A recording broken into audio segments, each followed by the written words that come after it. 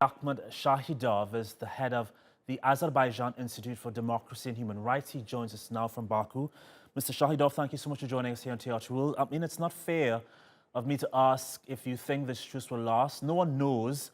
But we've been hearing Armenia placing significant blame on Azerbaijan for breaking the ceasefires. What is Azerbaijan doing to resolve the conflict? Yes, thank you for having me. Today the situation on the Nagorno-Karabakh front remains tense. Thus, Armenia, which has not complied with latest ceasefire agreement, continues to fire on civilians and civilian targets in the territory of Aghdam, Tartar, and Azerbaijan regions of Azerbaijan. And this shelling continued today as well. Military attacks from Armenia's territory against Azerbaijan along bordering Zangilan, Kubadlı, and Lachen regions are acts of aggression as enshrined in UN Charter. So in response to these provocations, the Azerbaijani army launched a counterattack, destroying these enemy firing points and continuing to liberate occupied Azerbaijan lands at the same time.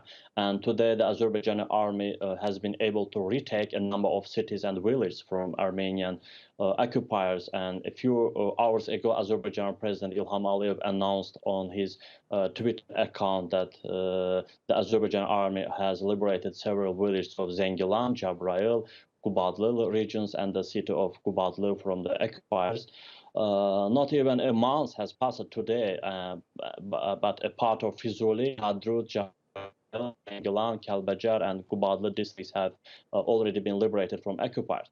Also, official Yerevan denies it. The reality is that Armenia is directly involved in this conflict because missile attacks to Kubadlı and Lachen districts of Azerbaijan from Guruz and Gafan districts of Armenia once again proves Armenia's direct participation in this conflict, and Azerbaijan's side has informed all international community, in particular OSCE Minsk Group co-chairs and mediator countries, about deliberate continued shelling from the occupied Aghdara district to Naftalan and Tartar districts using multi-launch rocket systems, as well as gross violation of the humanitarian ceasefire regime.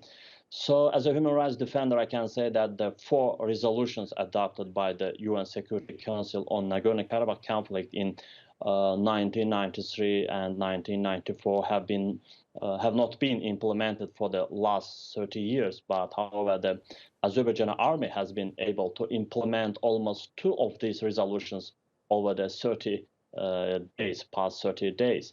And as a result of the recent successful military operations of the Azerbaijan army, UN Security Council resolutions 874 and 884 are considered to have been implemented already. And the other 2 resolutions, 822 and 853, are expected to be implemented in the coming weeks.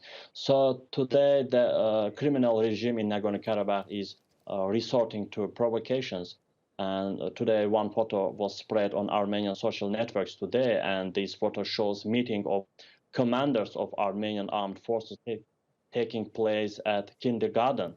So they camouflaged military headquarters inside kindergarten of kids. As for the visits, recent visits of the foreign ministers of 2 countries, Moscow and Washington, I can say that the 30-year conflict cannot be resolved in 1 or 2 meetings. Of course, this is a quite complicated issue, but we must be realistic. And last, it's impossible to solve the problem that have existed for almost 30 years. Complicated indeed. Mr. Shahidov, I apologize. We're going to have to cut you off right now. We're running out of time. But thank you so much for taking time to speak with us here at TR2. We appreciate it.